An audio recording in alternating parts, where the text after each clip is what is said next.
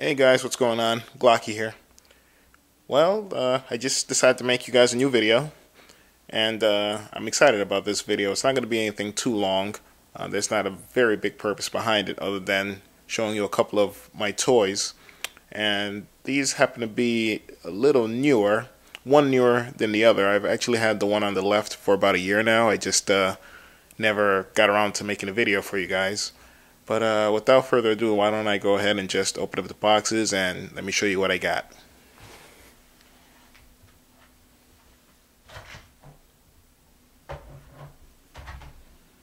Alright guys, well, I've got a couple of Glock 23's over here to show you. Alright, and let me just pull them out of the box now.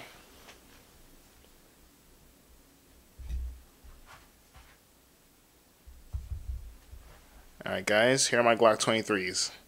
And you'll notice that they're a little different from one another.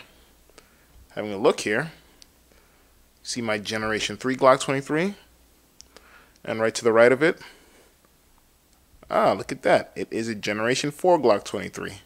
This one is actually my newest toy. I got it about a week ago. I haven't had a chance to go to the range and shoot it yet, but I'm very excited to have it, you know, part of my personal armory.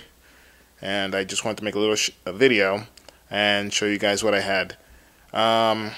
You know what I'm gonna do? I'm gonna go ahead, because I've actually noticed that there are little differences between the two, and I'm gonna go ahead and just break them down and show you what I've noticed difference wise between the two pistols. But like I said, this is my Generation 3 Glock 23, which I've had going on a year now, and I just never got around to making a video for you guys. So I just wanted to put it on camera and just you know, introduce you guys to it. But very excited to have my Glock 23's, and why don't we just go ahead and move on and let me show you what I've noticed difference wise between the two guns. Alright guys, well, here are the two guns again. Like I said, this came as part of the Glock 23, and you basically see it's just a back strap with the MBS tool, from what I understand it's called, which is basically it's a cheap Glock tool. If you have your regular Glock tool like I have here, that's very sufficient as far as doing the job. In fact, it does the job a little better to me, so I would just go ahead and use that instead. This thing's kind of plastic and it's a little flimsy to me, so but it's up to you. It works, but I would just go ahead and get the Glock tool. But as far as the two guns, we see them here, and let me go ahead and take them apart. Alright, magazine was empty, by the way. All guns were safety checked prior to starting the video, so just so you guys know, safety very important.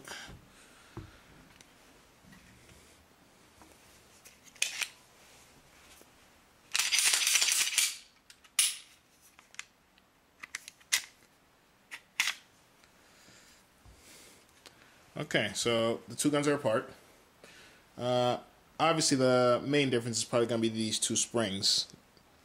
The Generation 3 spring, which is, they're both still captured, but with the Generation 3 spring being a single spring system, and then obviously you can see with the Generation 4, they made a dual spring system, kind of similar to what the subcompact Glocks have. There's also a little more metal. It's got a little more weight to it versus the Gen 3 spring, so I'd imagine that adds a little weight to the gun as well. Aside from that, like I said, I haven't shot it yet. I'm hoping, you know, to go out in a week or so and get some shooting done with it and see what all the hubbub's about. But aside from that, other differences, I don't know if any of you guys have played with the Generation 4s, but I noticed that it has like an extra number of sorts right in here. I don't know if it's supposed to be some kind of serial number or what, but I noticed that's there, and the Generation 3s obviously don't have that. So that was one thing I also found to be a little interesting with that. Other differences, obviously the next major difference is probably going to be the replaceable back straps. And for me, I like the size of the original Glock, so I just went ahead and put the medium back strap on. Now, the Gen 4 Glocks only come with 2 additional back straps, and without the back strap, it's a smaller frame versus the Gen 3 Glocks. So I guess it would be something similar to what an SF frame would be, although I don't have much experience with the SF frame, so I don't actually know the actual size that those SF Generation 3 Glocks were. But as far as the back straps go, I have the medium one on there, and the medium one is the size of the original Glock, and if you go a size up, it's bigger than what the original Glock frame size would be.